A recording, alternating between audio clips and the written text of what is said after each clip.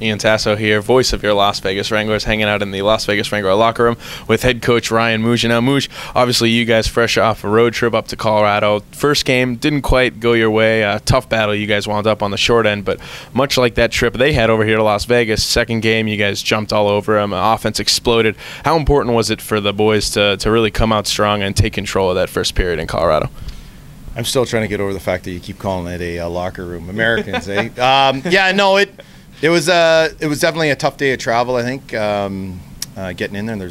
There's definitely a lot of travel that goes into getting actually to Colorado. But no, it's a great spot. It's always good to get on the road and get to know each other a little bit. And that's one thing about our team is we've got a great bunch of guys that like being around each other. So yeah, disappointing Friday. I didn't think we played our best, but those games are going to happen from time to time. But I thought we did a good job of rectifying a lot of things that were giving us some issues. Our D zone wasn't where it needed to be, and you know what? To be honest with you, I didn't think we played that great on Saturday. We were a little bit shorthanded, but the guys found a way, and that's the most important thing, that they came together and really collectively said, you know, we're gonna get pucks deep and wear their D out and take pucks to the net, and then, you know, MacArthur, Lampy, and Millsy, you know, played phenomenally well.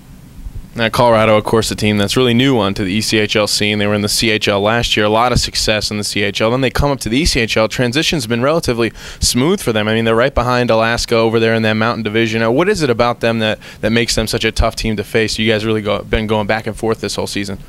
Yeah, I think we're almost polar opposites at times. I think you know, they're an extremely offensive bunch that you know, they get a lot of scoring opportunities.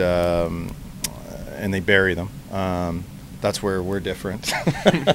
But no, that being said, you know, I think they're really offensive minded, and you give them any chance to go, they go. Where I like to think that our team at times is, you know, detailed in our defensive end, and although times we play a lot like them when we play them, which is a little bit uncharacteristic for us. But yeah, they've been good games, I think, for fans. I don't think they're so great for coaches to sit down and dissect and break down video and yell at your players. I don't think that's it's good for coaches. But yeah, they're good and they're entertaining, and hopefully we can rectify and get back to our game when we play them. And then, of course, flip the tables here, take a look at your team. Obviously, with any hockey season, you get a couple of months in, you're to the meat of the season now. Guys get hurt, guys go down, guys come back. Can you update us on what's going on with some of the players that may be back in action or that we may not see for a little while here? Yeah, some of the guys I just sent them to Mexico. They went on a little bit of a vacation, but yeah, no, we're banged up, just like every other team. It's one of those things that you know, I was telling somebody the other day. I think my first year I would have been freaking out a little bit about it, but it's just one of those things you can't control. We've got a couple guys coming back. Smitty will be back on Wednesday, and it looks like Ned Lukasevic is going to be making his triumphant return to the Orleans Arena, and who else we got coming back there? We lost Mitch O'Keefe and Soupy, and it looks like Ryan Weston will be probably a go for Wednesday. It's kind of a day-to-day. He had a facial laceration.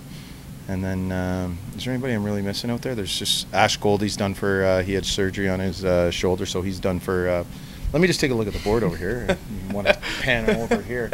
But yeah, no, and Jeff May. Jeff May is not too far. It's a high ankle sprain, which is always kind of a tricky thing, you know. It's like you know, it happens. It just happens. Right? Don't. By the way, don't show that lineup there to Ontario, because that's where we're going. Yeah. Don't worry, they're just plays up there. My guys don't even do the plays, so I find it hard to believe that Ontario would. So. But yeah, no, it'll be nice getting a full lineup. Sure. All right, thanks again, Coach. Again, don't forget, Wrangler fans, Friday night should be a great game. I'll give away Friday the 13th Wrangler T-shirts, and then Saturday, of course, Quick Change from America's Got Talent will be performing, and then Monday, MLK Day, an afternoon matinee, and we'll be having a skate with your Wranglers afterwards. So should be fun. Again, Ian Tasso for your Las Vegas Wranglers, signing out. See you there.